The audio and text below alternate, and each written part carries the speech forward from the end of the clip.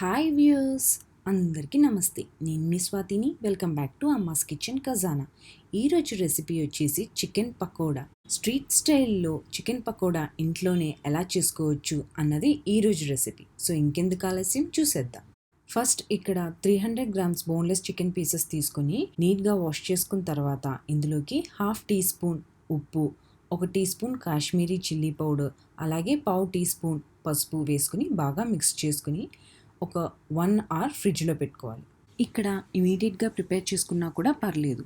లేదు అంటే morning chicken కొనేటప్పుడు ప్రిపేర్ చేసి పెట్టుకుని ఫ్రిడ్జ్లో పెట్టుకుని ఈవినింగ్ తీసి పకోడా చేసుకున్నా కూడా బాగానే ఉంటుంది.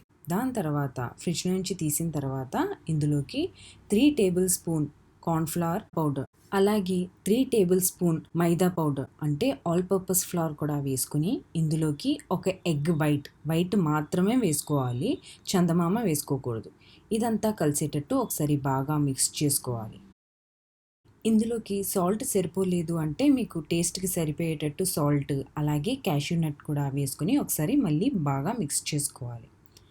దాని తర్వాత ఒక కడాయి పెట్టుకుని అందులోకి ఆయిల్ వేసుకుని ఆయిల్ వేడయిన తర్వాత ఆల్రెడీ ప్రిపేర్ చేసి పెట్టుకున్న చికెన్ పీసెస్ ఇందులోకి వేసుకుని ఫ్రై చేసుకోవాలి.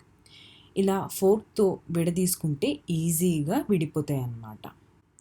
దాని తర్వాత ఫ్రై చేస్తున్న మధ్యలో ఇందులోకి ఫ్యూ కర్రీ లీవ్స్, అలాగే గ్రీన్ చిల్లీ స్లైస్ కింద చేసుకుని వేసుకుంటే టేస్ట్ చాలా బాగుంటుంది.